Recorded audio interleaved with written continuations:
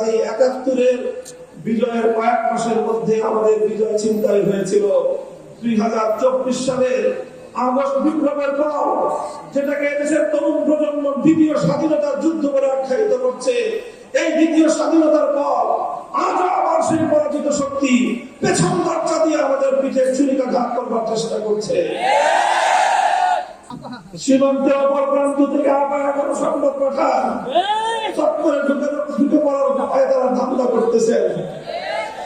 আবার যেখানে আছেন ভালো আছেন,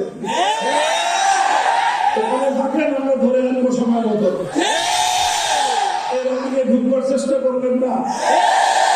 এদেশের মানুষের কবরে বললে কত ধানে কত চাল হবে হিসাবটা বুঝে পাবেন। শেখ হাসিনার রাজনীতি ছিল প্রতিশোধের রাজনীতি। ৭৫ সালে তার বাবাকে কেন খুন করেছিল মানুষ, কেন অভ্যুত্থান হয়েছিল ১৫ই আগস্ট, সে কথা তিনি ভুলে গেছেন। ৩০,০০০ মায়ের বুক খালি করেছিল বাকশালীরা। বাংলাদেশের মুক্তিযুদ্ধে মানুষ মারা নাই। ৭১ থেকে ৭৫-এর ১৫ই আগস্ট পর্যন্ত এদেশে হত্যা করা হয়েছে। সেই মানুষের জন্য কোন মায়া নাই, কোন চোখের অশ্রু নাই। সব চোখের অশ্রু শুধু ১৫ই আগস্টের জন্য। এই বৈষম্য ভালো না। অন্য আরেকটি দেশের প্রেসক্রিপশন অনুযায়ী ৭২-এর সংবিধান তৈরি করে ৫০ বছর পর্যন্ত বাংলাদেশের মানুষের অধিকারকে হরণ করা হয়েছে। আর সময় এসেছে কথা বলা। আমরা বলতে চাই, এদেশের হাজার বছরের ইতিহাস ঐতিহ্যকে সামনে রেখে বাংলাদেশের সংবিধান তৈরি হওয়া উচিত। কাজেই ৭১-এর বিজয়ের কয়েক মাসের মধ্যে আমাদের বিজয় ছিনতাই হয়েছিল। ২০২৪ সালের আগস্ট বিপ্লবের পর, যেটাকে দেশের তরুণ প্রজন্ম দ্বিতীয় স্বাধীনতার যুদ্ধ বলে আখ্যায়িত করছে, এই দ্বিতীয় স্বাধীনতার পর আজ আবার সেই পরাজিত শক্তি পেছন দরজা দিয়ে আমাদের পিঠে ছুরিকাঘাত করবার চেষ্টা করছে।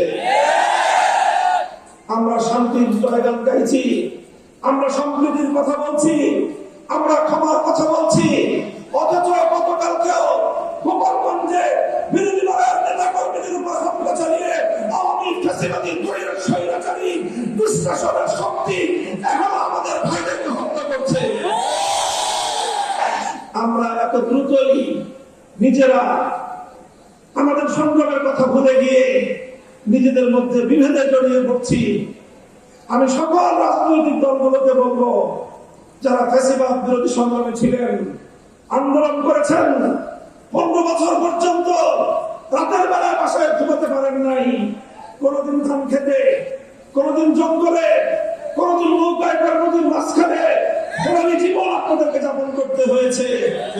যতটুকু সময় শহরে থেকেছেন, কোর্টের বারান্দায় আর হাসপাতালের বিছানায় শুতে শুতেই আপনাদের সময় অতিক্রান্ত হয়েছে ১৫ বছর। এমন এক স্বৈরাচারী, পৃথিবীর ইতিহাসের নিকৃষ্টতম স্বৈরাচারী জাতাকল থেকে আমরা মুক্ত করেছেন। আমাদের সংগ্রাম আরো বাকি আছে। ফ্যাসিবাদের অবশিষ্ট শক্তিকে বাংলাদেশ থেকে উৎখাত না করা পর্যন্ত এদেশে আমরা কেউ নিরাপদ নই। সীমান্তের অপর প্রান্ত থেকে আবার এখনো সংবাদ পাঠান, চক্করে ঢুকে পড়ার ভয়ে তারা ধান্দা করতেছেন।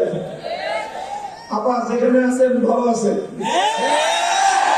ওখানে থাকেন, আমরা ধরে আনবো সময় মতো। এর আগে ঢুকবার চেষ্টা করবেন না।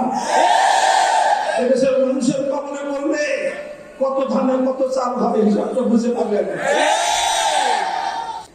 যে সকল মানুষ নিরীহ নিরপরাধ নারী শিশু ১৫ই আগস্টে নিহত হয়েছেন, তাদের জন্য আমরা সমবেদনা প্রকাশ করি। কিন্তু শুধু নিহত তারাই হন নাই, তাদের রক্তের যেমন দাম আছে, ওই ৩০,০০০ মায়ের চোখের অশ্রুর কোনো মূল্য নাই। যাদের সন্তানদেরকে তাগড়া যুবকদেরকে তুলে নিয়ে গিয়ে আপনার বাবা হত্যা করেছিল, সিরাজ শিকদারদের জীবনের কোনো মূল্য ছিল না। যাই হোক, পুরাতন হিসাব, ওই হিসাবে আমি যেতে চাই না।